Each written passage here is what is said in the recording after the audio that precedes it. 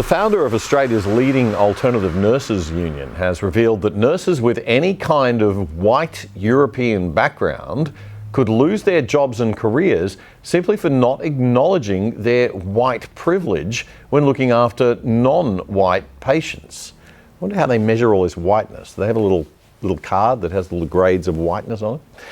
Graham Haycroft, the founder of Red Unions and the Nurses Professional Associations of Australia, an alternative non-political union for nurses that has grown to thousands of members now, says the ridiculous new guidelines have been implemented by the Australian Health Practitioner Regulation Agency, AHPRA.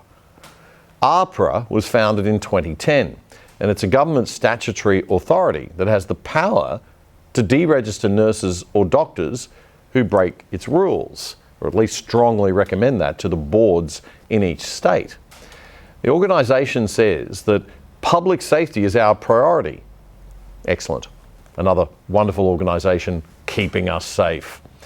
It has a list of clinical safety rules that, if broken, could put a health practitioner's registration and therefore their whole career at risk.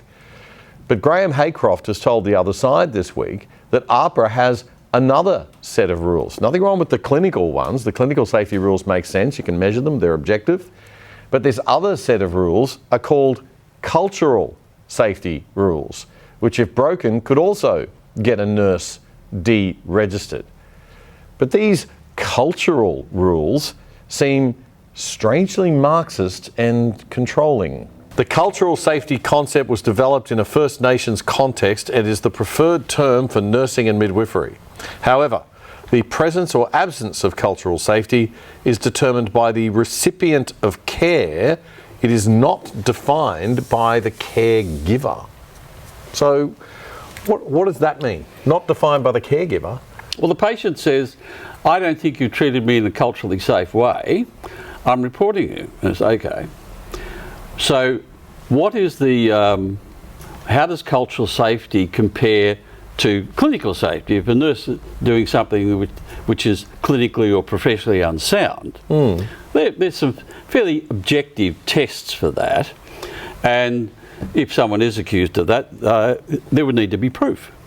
And if the nurse is found guilty of, professional malfeasance, right, or clinical malfeasance, then they can lose their registration. Fair enough. But there's an objective test. Yes. Right?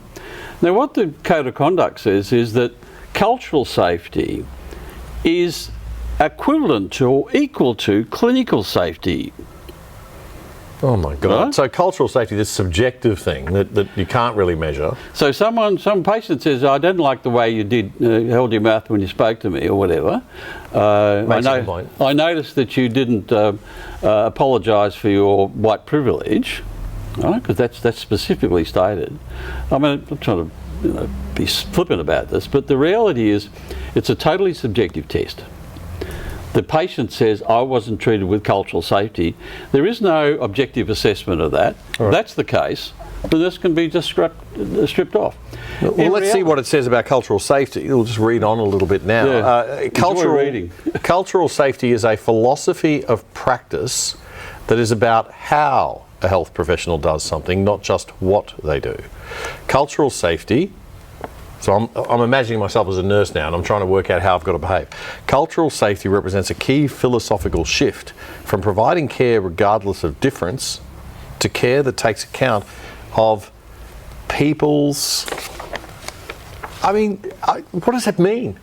What are these waffle word bloody... It means the left are about control. Yes. Right. It means you don't know what it means, so I can control you. Exactly.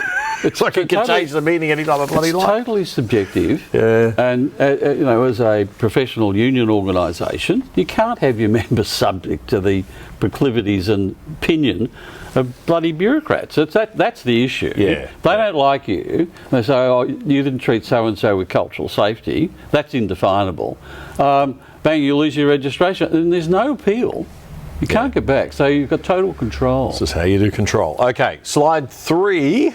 It requires nurses to undertake an ongoing process of self-reflection and cultural self-awareness. More things you can't possibly objectively measure. And an acknowledgement of how their personal culture impacts on care. In relation to Aboriginal and Torres Strait Islander health, cultural safety provides a decolonising model of practice.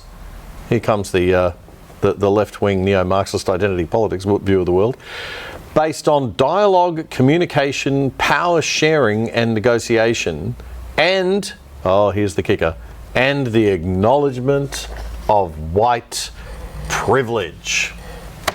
When did we decide white privilege was an official thing that goes into... I didn't know that nurses had to acknowledge their white privilege, not just to themselves, but to the patient. Yeah, well, that's what it says. And if you don't do it, it simply means that the regulatory authority has total control over practitioners. Nurses are subject to the total subjective whim of AHPRA.